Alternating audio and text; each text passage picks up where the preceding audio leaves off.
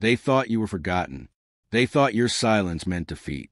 They laughed when your prayers echoed into night, unanswered, unacknowledged, or so it seemed. But what they didn't know, what even you were beginning to forget, is that heaven does not sleep. Heaven does not forget. When the world turns its back, God begins to work in silence. And tonight, the clouds have parted. The waiting is over. Heaven has heard you.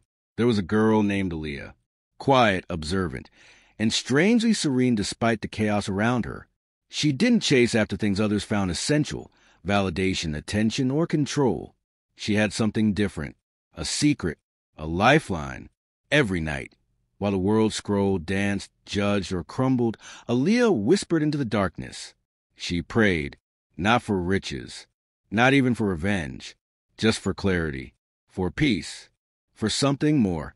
But as the years passed, that whisper began to crack. The tears were quieter now, drier. Her faith hadn't vanished, but it had thinned into something barely visible. There were nights she stared at her ceiling, unmoved, wondering if God had forgotten her voice. She had given everything, her heart to people who trampled it, her time to causes that failed her, her energy to dreams that betrayed her. And yet nothing changed. The same cycle of hope, disappointment, silence. Hope, disappointment, silence. She tried to stay soft, kind. She kept her character intact even when others tested it with betrayal and manipulation. But eventually, even the kindest hearts fracture under pressure. And Aaliyah felt hers growing numb.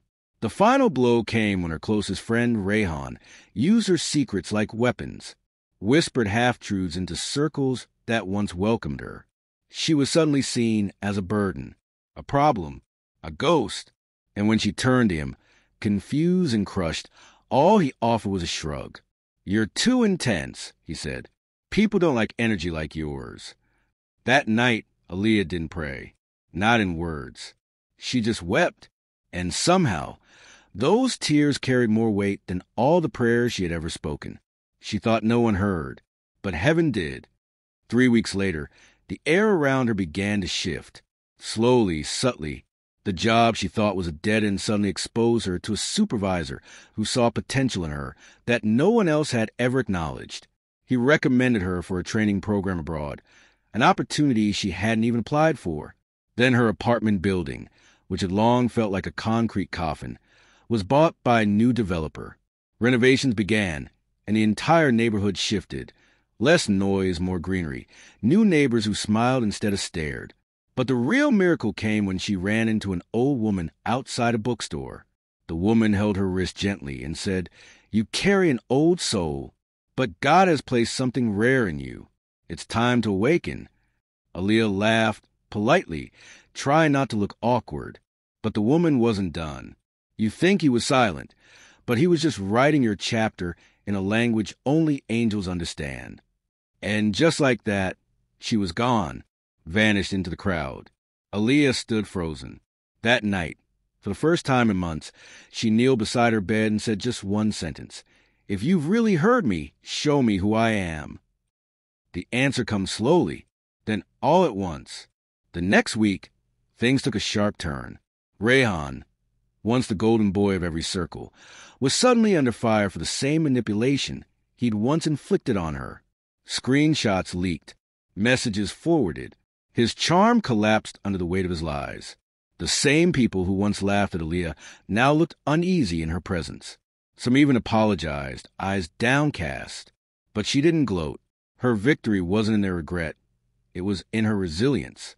Then came the biggest revelation. Her mother, who had battled illness for years with a smile made of exhaustion, was suddenly healing. Not just physically, but emotionally. They started laughing again, baking together, planning things again. Life was breathing back into their home like it had been reborn. And one morning, as Aaliyah stood in the kitchen, tea steaming in her cup, sunlight pooling on the tiles, she felt it. Not just peace. Purpose. A sudden knowing. Not loud, not dramatic. Just a quiet inner voice that whispered, "Heaven has heard you. You are no longer buried. You are blooming." Her story becomes a message. Aaliyah began to change, not by force, but by alignment. She started a blog. Just reflections, prayers, things she once scribbled in journals no one saw. She didn't promote it. She didn't chase attention. But within a month, people started messaging her from across the globe, thanking her for saying the things they couldn't put into words. "You helped me feel seen," one wrote. "I thought God forgot me, but your story brought me back," another said. Aaliyah realized something deeply spiritual. Her suffering had not been punishment. It had been preparation. She wasn't buried to be forgotten. She was planted to grow in secret, roots deepening in the dark, away from noise and chaos. And now she was rising. But it didn't stop there. One evening, as she scrolled through emails, she received an invitation, a speaking event, then another, then a podcast. Her voice, once drowned in silence, was now a melody of healing for others. And through it all, she never forgot that one night, that one tear-stained pillow, that moment when she almost gave up, because that's when heaven had heard her loudest. You, listening now, maybe you feel what Aaliyah once felt, forgotten, unseen, like your prayers are hitting a ceiling, falling back into your lap unanswered. Maybe you've cried so long that you've stopped expecting anything at all. But remember this: silence is not absence. Delay is not denial. And quiet does not mean you're alone. Sometimes, God removes you from a noise not to punish you, but to prepare you for something that the noise could never birth.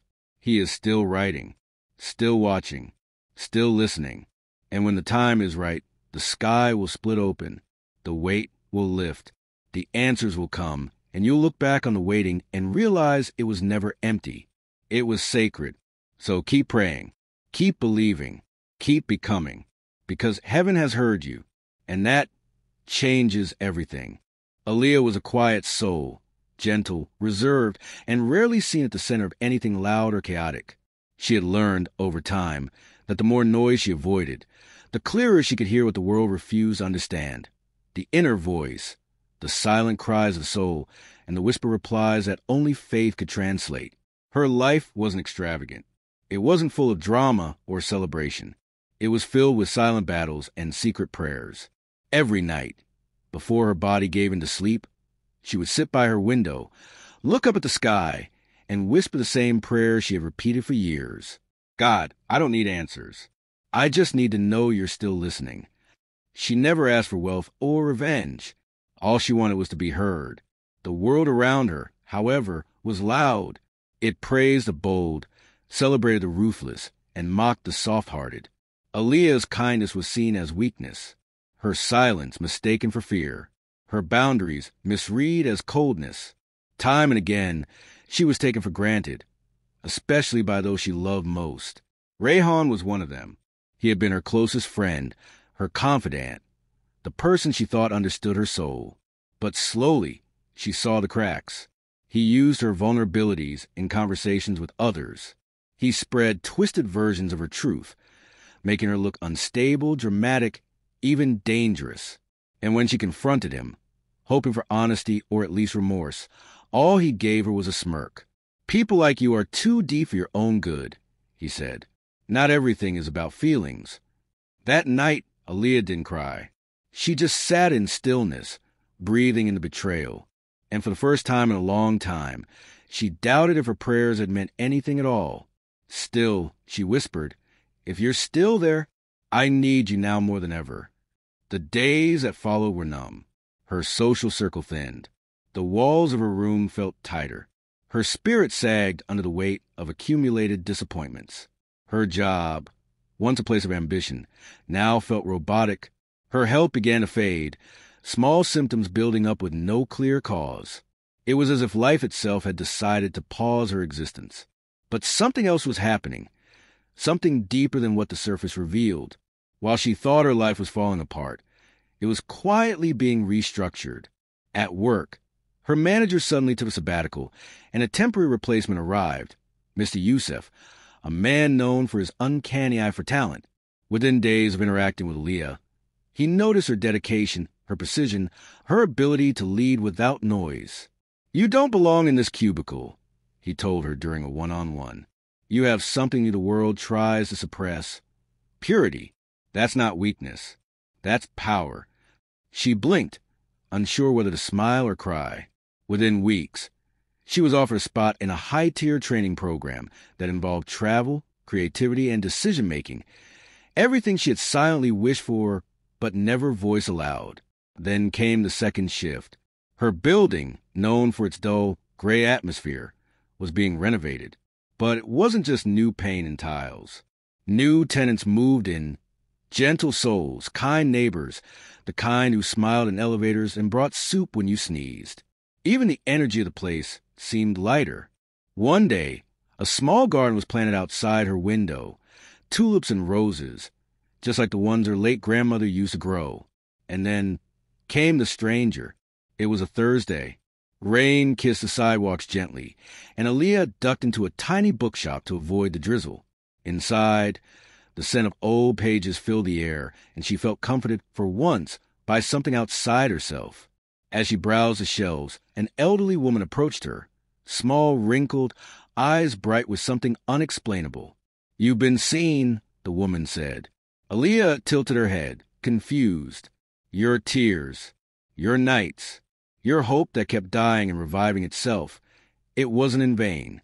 Heaven has heard you. She reached out, touched Aaliyah's hand, and smiled.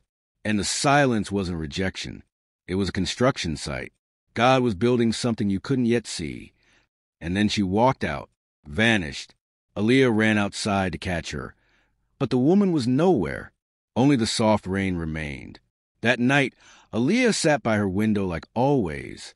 But this time, she didn't cry. She didn't plead. She simply said, "Okay, I believe you're near." The next morning, she received a phone call.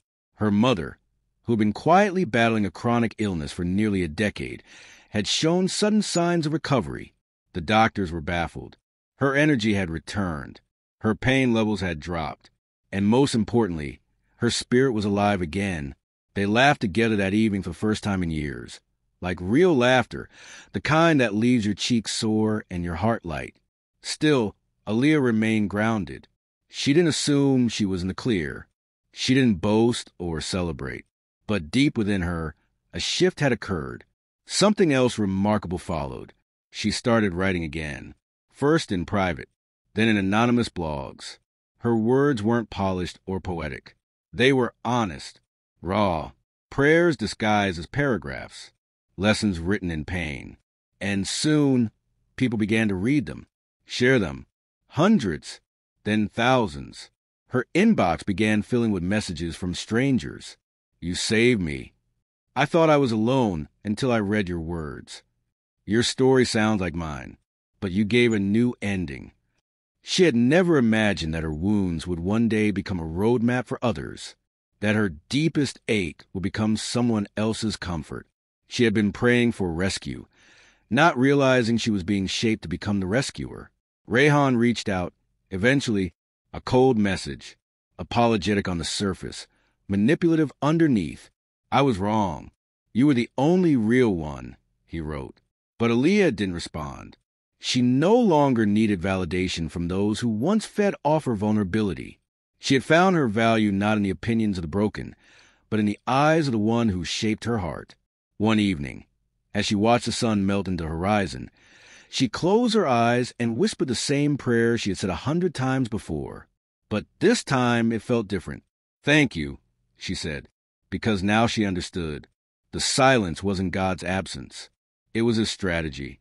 The waiting wasn't punishment. It was preparation. The loneliness wasn't abandonment. It was elevation. Heaven had heard her, not in the loud moments, but in the quiet ones, the ones where her soul ached in silence and her strength was held together by threads.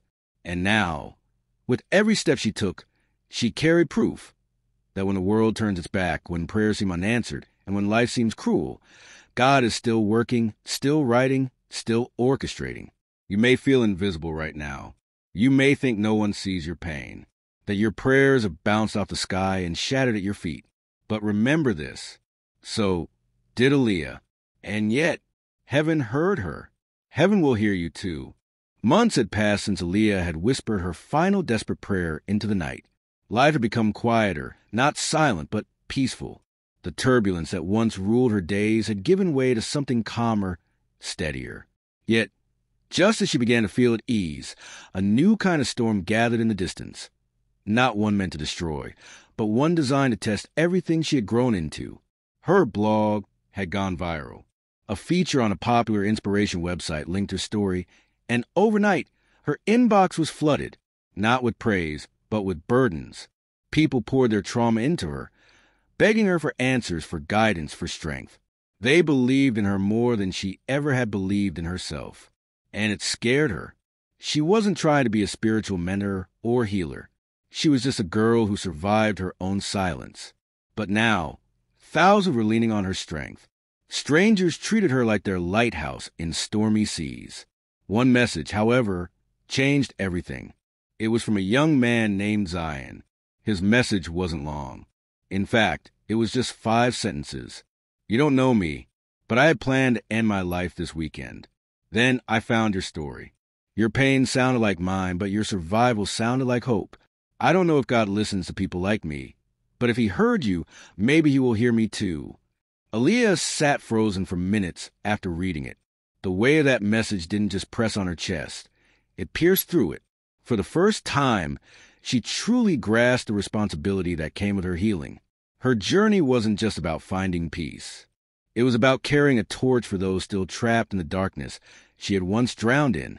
She responded, not as an expert, not as someone with all the answers, but as someone who had also once whispered into the void, "God, do you see me?" They exchanged messages for weeks. She never tried to fix him. She simply reminded him, again and again, that God does not forget broken hearts, that the silence of heaven doesn't mean absence. And slowly, Zion began to believe it. He started writing too. And one day, he told her something she'd never forget. God used your pain as his pen. That night, Aaliyah looked up at the stars and whispered, "I see it now. This was never about me."